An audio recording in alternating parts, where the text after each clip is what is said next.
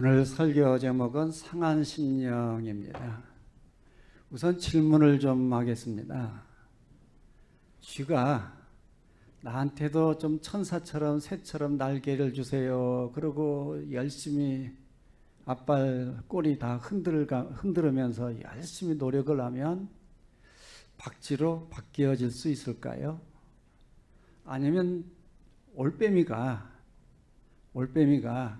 아이고 나는 몸이 너무 커서 날아다니기가 너무 불편해요. 내 몸 좀 작게 해주세요. 작게 해주세요.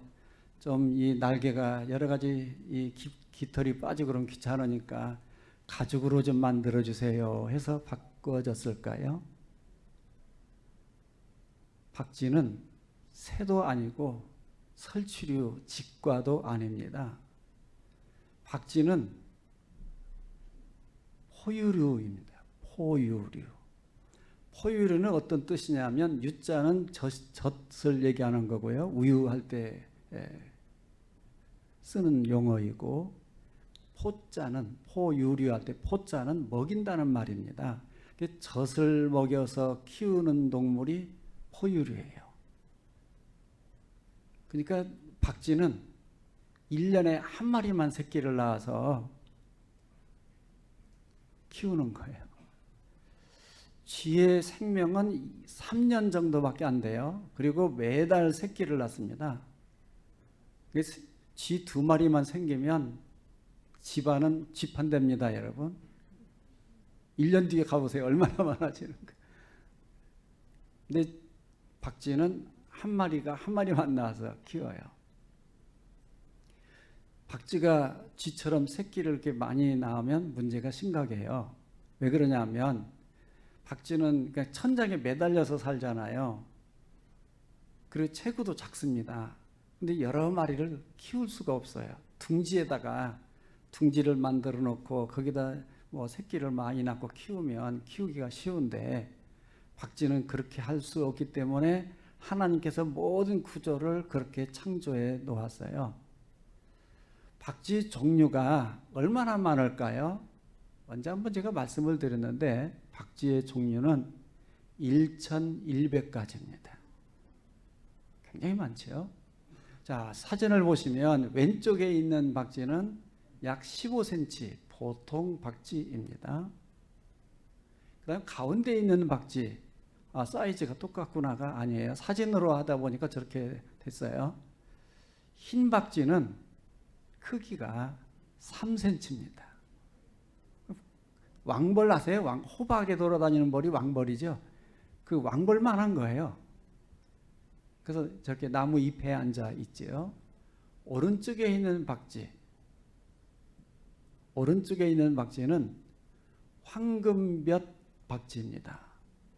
황금볕 박쥐는 크기가 얼마냐면 날개를 쫙 펴면 한쪽 날개만 1.5m에서 1.8m입니다. 몸무게는 독수리하고 비교할 수는 없지만 독수리는 5kg, 6kg 나가거든요. 저 박쥐는 1.2kg 정도, 비둘기 정도 몸 사이즈인데 날개를 펴면 독수리 수준으로 생겼어요. 저 박쥐가 여기저기 시내에 돌아다니고 여러분 집 앞에 오고 그러면 어떻게 될까요? 배트맨 나타난 줄 알아요. 그래서 하나님께서는 저 황금볕 박쥐는 필리핀 해발 1100m 이상 되는 데서만 살아라. 그 이하로 못 내려오게 만들어 놨어요. 그래서 우리나라에는 없습니다. 다행이죠.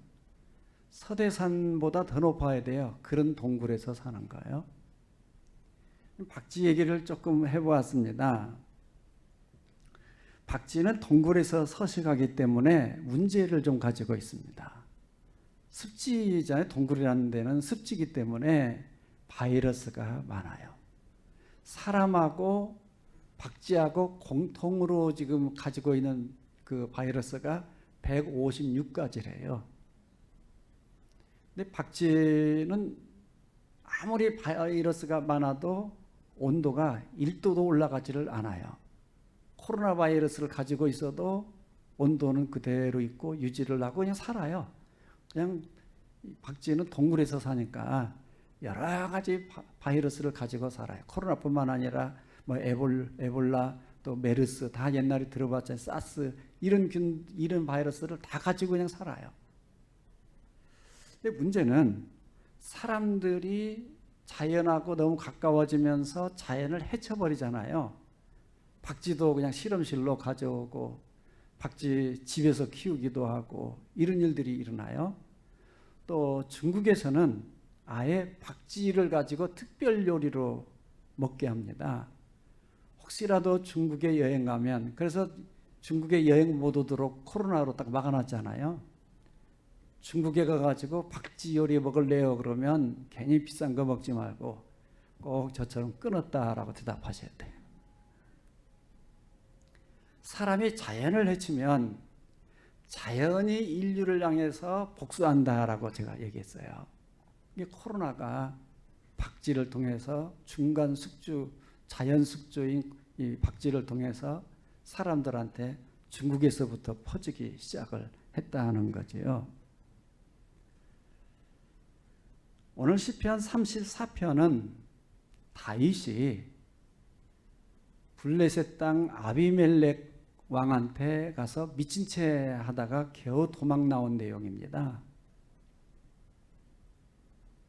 미친 채 할 때에 이 다윗은 곤고한 사람, 부끄러운 사람, 그 마음에는 상처도 있는 사람입니다.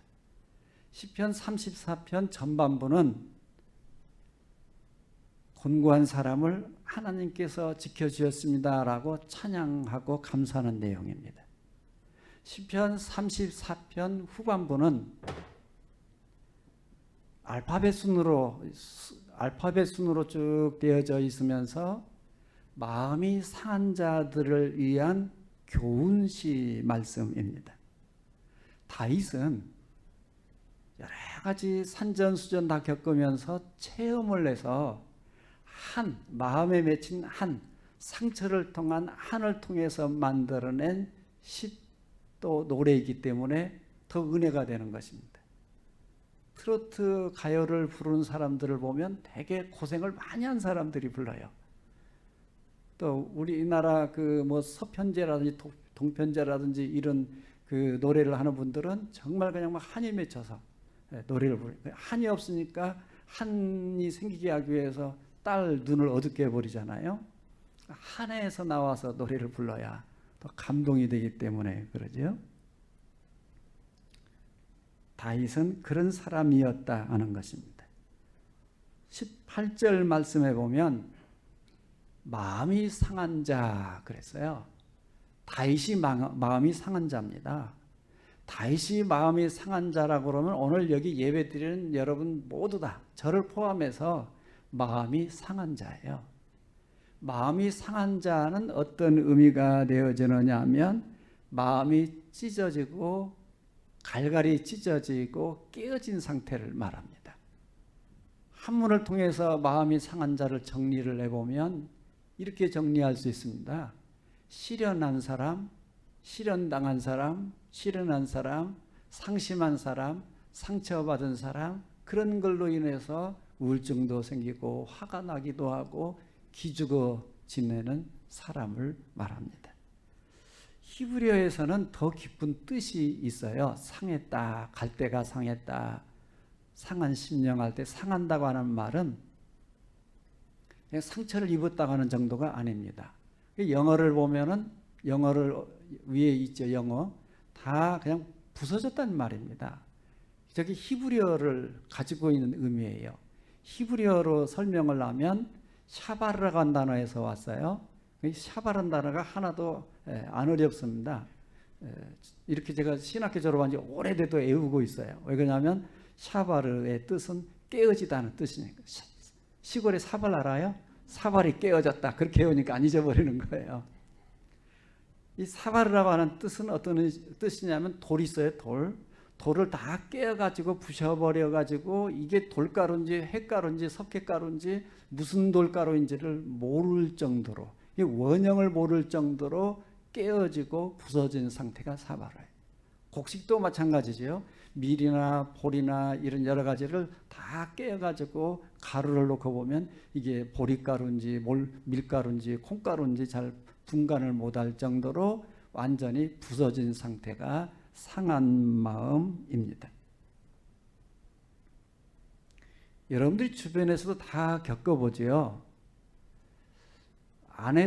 아내가 지금 막 우울증이 있고 힘들어하는 사람을 함께 살고 있는 남편도 힘들어요. 안 겪어본 사람들은 잘 모르죠. 또 마찬가지로 역으로 남편이 우울증에 걸려서 힘들어하는 남편을 늘 옆에서 보살펴야 되는 아내도 힘들어요.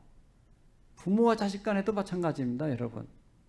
상한 심령을 가지고 살아가는 사람들, 옆에 있는 사람도 상한 심령이 돼요. 어느 날 같이 우울증에 걸리죠. 또 주변에 마음 상한 사람, 우울증 걸린 사람을 만나가지고 위로도 해주고 뭐 밥도 사주고 얘기도 하고 그러는데 좋아졌을라나 싶어서 다음에 만나면 또 마찬가지, 또 어느 날 가서 기도도 해주고 뭐 찬송도 불러주고 했는데 어느 날 만나보니까 또 마찬가지예요. 그리고 만나서 얘기하다 보면 짜증만 내고 그냥 화를 잘 내고 그러면 사람도 그 사람을 싫어해요. 성경 말씀은 하나님은 곤고한 자를 가까이 하신다. 지난주의 말씀이잖아요. 하나님은 마음이 상한 자를 멀리하지 아니하고 더 가까이 하신다. 할렐루야. 믿으시기를 바랍니다. 그럼 왜 이렇게 지금 우울증이 더 심해질까요? 국민일보 보도에 따르면 코로나 이전보다 코로나가 장기화되어지면서 7.2%가 더 숫자가 향상되어졌다라고 통계를 내고 있더라고요. 코로나가 계속되어지면서 언택 시대라 그래요. 언택 시대라고 하는 말 속에는 비접촉, 만나지 마라, 대면하지 마라, 예배도 이렇게 비대면으로 예배드리라 그렇게 하잖아요. 그렇게 해야 됩니다, 지금 상황이. 그런데 그 여파로 인해서 우울증 걸린 사람들이 많아지고 짜증내는 사람들이 많아지고 사고내는 사람들이 많아집니다. 그래서 홍진표 삼성의료원 그 박사는 외롭다, 잠이 안 온다, 애기 엄마들이 짜증내는 거, 우울증 호소하는 사람들이 옛날보다 훨씬 더 많아졌다라고 인터뷰에 대답을 했더라고요. 그래서 코로나19로 인해서 여러 가지 힘들어지는 일들이 많이 생기고 있습니다. 경제도 문제고 다 위기를 겪고 있어요. 또 우리가 적극적으로 코로나가 확산되지 않도록 방역 활동에 협력하고 또 동참도 해야 합니다. 근데 문제는 코로나가 장기화되어지면서 마음이 상한 자, 우울증, 이거는 어떻게 고칠까요? 이런 사람들을 그냥 방치해도 될까요? 오늘 예배를 통해서 상한 심령이 치료되어지기를 바랍니다. 상한 심령이 깨끗하게 고침받는 역사가 일어나기를 바랍니다. 그럼 우리는 어떻게 하면 이런 위기를 극복할 수 있을까요? 첫 번째는 하나님은 악인의 자취를 끊으시고 의인의 고난에서 건져주신다는 거죠. 세상도 악인을 싫어합니다. 악인을 좋아할 사람은 없습니다. 하나님께서는 악인의 자체를 끊어버린다. 의인을 건져주시고 의인을 고난에서 환난에서 건져주신다고 말씀하고 있습니다. 그리고 의인이 되어야 됩니다. 의인은 의로운 사회적 의의를 추구하기 위해서 으쌰으쌰하고 큰 소리 외치고 하는 게 아니고, 의인은 하나님을 잘 경외하는 사람입니다. 하나님과 사람 앞에 바르게 살려고 하는 사람, 하나님 뜻대로 살아가려고 하는 의지가 강한 사람이 하나님을 경외하는 사람입니다. 하나님은 하나님을 경외하려고 하는 마음을 살피셔서 환난에서 고난에서 건져주십니다. 17절 말씀에 모든 환난이라고 말씀합니다. 모든 환난, 환난이란 말은 영어로 어려운 단어가 아니더라고요. 환난이라고 하는 단어가 영어로 여러분이 다 쓰고 있는 용어예요. 여자분들이 화장을 했는데 화장에 이렇게 뭐가 일어나고 색깔이 변하고 그러면 뭐 일어났다고 그래요? 트러블이 생겼다고 그래요. 그 트러블이라는 단어예요. 영어로 고난이라고 하는 19절 말씀에 고난이라고 하는 단어도 똑같아요. 트러블이라는 단어를 쓰고 있습니다. 히브리어는 다른 단어를 써서요. 히브리어에서 환난이라고 하는 단어는 이런 뜻입니다. 강렬한 내적인 혼란으로 인해서 겪는 고통을 말할 때 쓰는 단어, 차라란 단어를 써요. 그래서 무슨 말이냐? 환난이라고 하는 단어는 마음의 상처, 마음의 혼란, 마음의 고통을 말하는 단어입니다. 19절에 고난이라고 하는 단어는 히브리어로는 악이란 단어, 라오트라고 하는 단어는 라에서 온 단어입니다. 라라고 하는 단어는 악이란 단어예요. 그럼 무슨 말이냐면 고난이라고 하는 것은 악에서 오는 거예요. 그럼 라라고 하는 단어는 어떤 의미를 또 가지고 있느냐 하면은 재앙, 질병, 기근, 이런 육신적인 고통, 물질적인 고통을 얘기할 때 고난이라고 말하는 것입니다. 이 히브리어에서 우리는 이제 환난과 고난을 거의 같이 뒤섞어서 쓰는데 영어도 같이 쓰는 거지요. 히브리어에서 환난은 내적인 고통, 고난은 외적인 물질적인 육체적인 고난을 말하고 있습니다. 여러분, 악인이 의인으로 변화되어지는 일이 쉬울까요? 여러분, 공부 안 하는 아이한테 공부 좀 잘해라, 열심히 해라. 그럼 알았어 엄마, 알았어 엄마. 1시간만 뒤에 지나가 보세요. 어떨까요? 마찬가지예요. 밤새도록 뭐 시간표 짜놓고 내일부터 이거 꼭 지킬게. 근데 내일 가면 뭐라고 그래? 3일 뒤에 지킬게. 그 다음에 또 뭐라고 그래요? 그래서 안 지킵니다. 사람 변화되어지는 것이 그렇게 어렵다 그런 말이에요. 그리고 어른들이 그런 말 하잖아요. 호박에다가 줄 그으면 수박 되나? 쥐를 오래 키워가지고 쥐를 그냥 운동을 시키고 쥐 양쪽 다리 잡고 막 흔들어주면 어느 날 이 앞다리가 쭉 늘어나가지고 뭐 박쥐가 될까요? 그게 안 됩니다.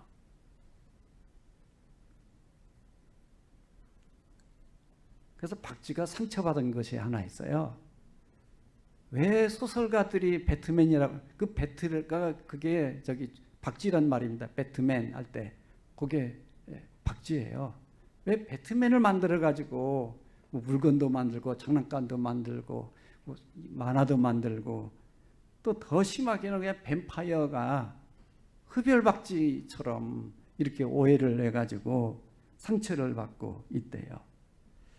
쥐를 아무리 데리고 훈련을 시키고 뭘 해도 박쥐로 바뀌어지지 않습니다.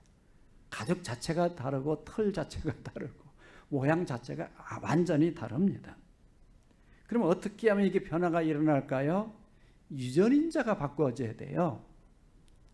유전인자가 새로 완전히 바뀌어져야만 바뀌어지는 것. 그래서 안 돼요. 악인 마음 안에 하나님의 생명이 들어와야 새 사람이 됩니다. 우리가 예배를 왜 드려요? 예배를 통해서 하나님의 생명을 새롭게 공급받기 위해서입니다. 오늘 예배를 통해서 하나님의 생명이 공급되어지기를 바랍니다. 예수 그리스도의 생명이 새롭게 공급되어지기를 바랍니다. 우리 안에 있는 여차하면 잘못 가기 쉬운 이 유전자를 하나님의 생명을 받아서 온전히 새로워지기를 바랍니다. 하나님의 생명이 우리 안에 들어왔을 때, 이 DNA가 바꿔졌을 때에 하나님이 건져주셨다, 하나님이 살려주셨다라고 말씀하는 것입니다. 하나님 앞에 하나님의 생명을 공급받는 예배가 되기를 바랍니다. 하나님께서 여러분이 가지고 있는 환난과 고난에서 건져주시는 건짐의 예배가 되기를 축원합니다. 두 번째, 주님은 의인의 뼈를 보호해 주신다. 마음이 상하면 뼈도 상합니다, 여러분. 근데 뼈가 상하고 뼈가 무너지면 어떻게 될까요? 온몸이 다 무너지는 것입니다. 다 중요하죠. 심장도 중요하고 뇌도 중요하지만 근본적으로 중요한 것은 뼈예요. 사람 몸속의 뼈는 206개가 들어있습니다. 이 뼈가 계속 성장을 해야 됩니다. 근데 어떤 뼈는 크고 어떤 뼈는 안 크고 그러면 이게 참 문제가 심각해져요. 다 커야 되죠. 근데 뼈가 커가면서 뼈 안에 있는 밀도가 점점 좋아져야 됩니다. 근데 35세가 넘으면 35세 넘은 분들은 빨리 결혼을 해야 돼요. 35세가 넘으면 완전히 이제 이 밀도가 약해지기 시작해요. 뼈가 밀도가 약해진다고 하는 말은 골다공증이 생긴다 그런 말이죠. 그래서 건강이 점점 문제가 생깁니다. 별로 안 했는데 어느 날 뭐 다 무너지게 되죠. 하나님이 의인의 뼈를 보호하신다고 하는 말은 건강을 지켜주신다, 생명을 지켜주신다고 하는 말씀이 되겠습니다. 근데 20절 말씀은 구속사적 의미가 또 있습니다. 쉬운 성경 20절 말씀입니다. 한번 읽어보십시오. 시작.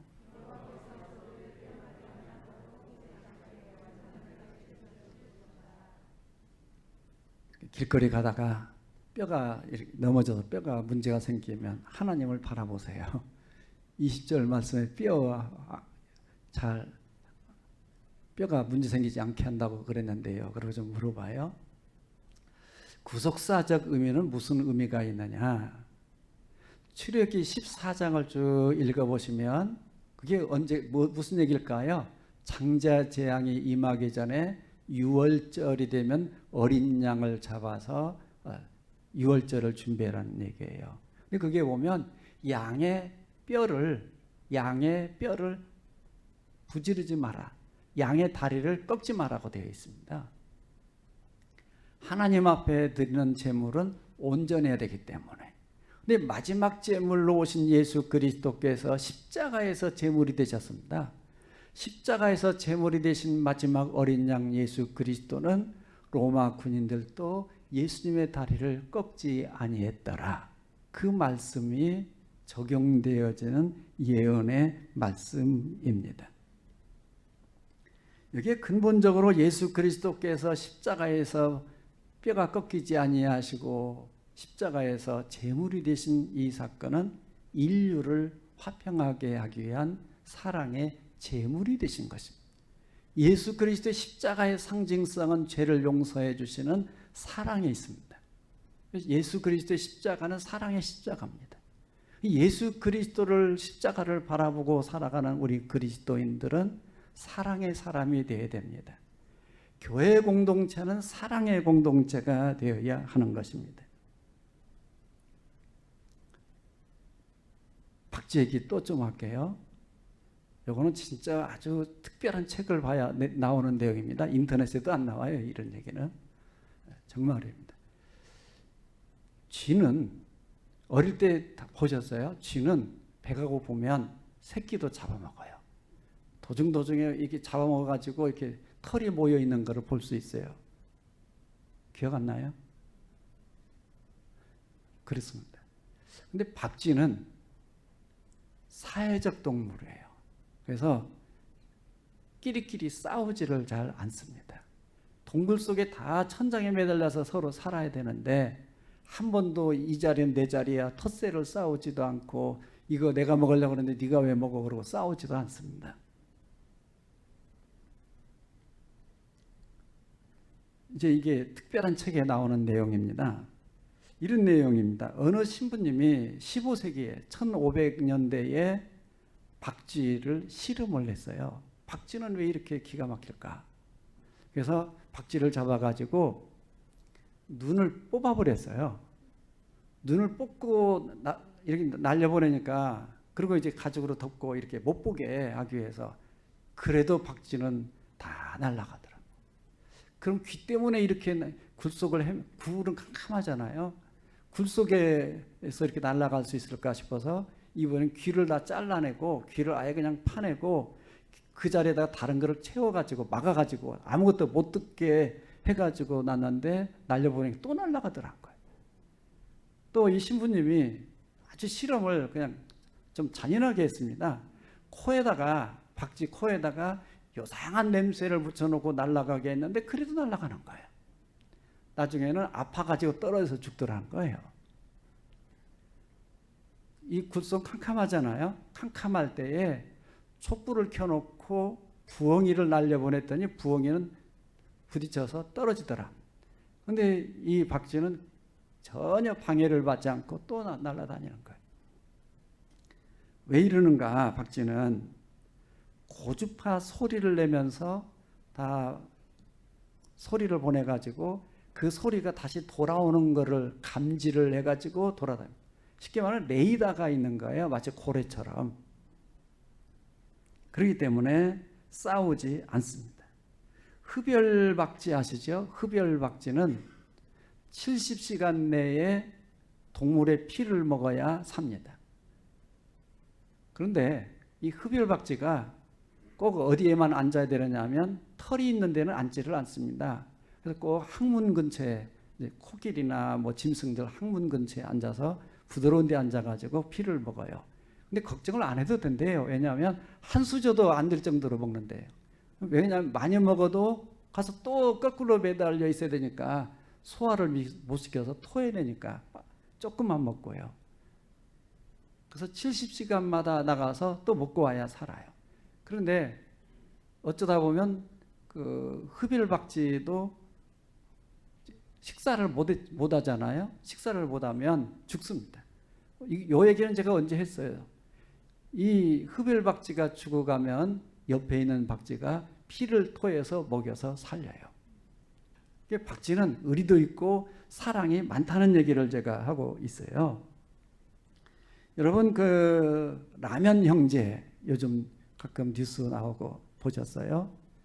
8살짜리 초등학생, 10살짜리 초등학생하고 8살짜리 초등학생 형제간이 지내는데 엄마가 일하러 가서 오지를 않으니까 라면을 끓이다가 화재가 났습니다.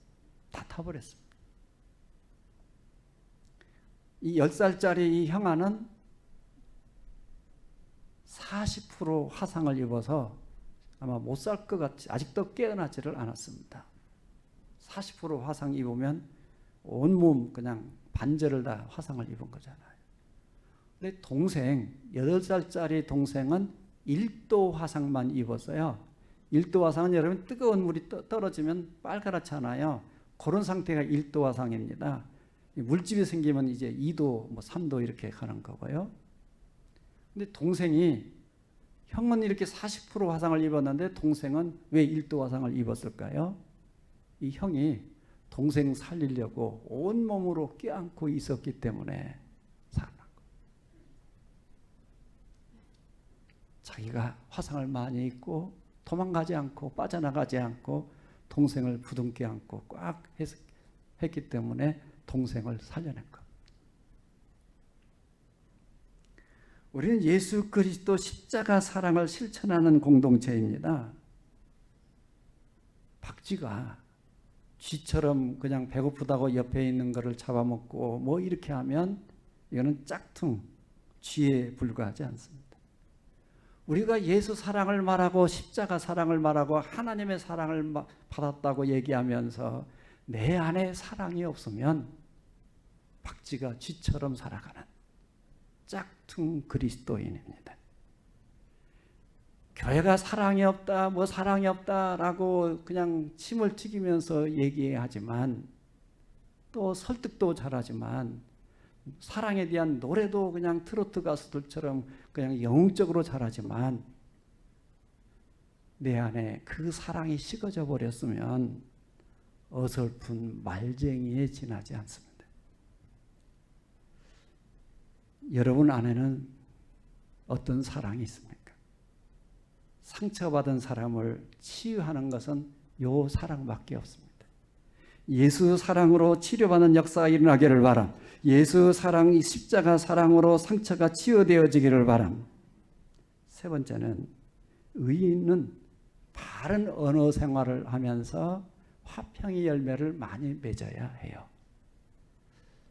어느 엄마가 말 이제 겨우 하는 어린아이를 데리고 결혼식장에 갔습니다. 결혼식장에 갔더니 이제 앞에 앉아있는데 엄마한테 질문해요. 엄마, 결혼식이 뭐야?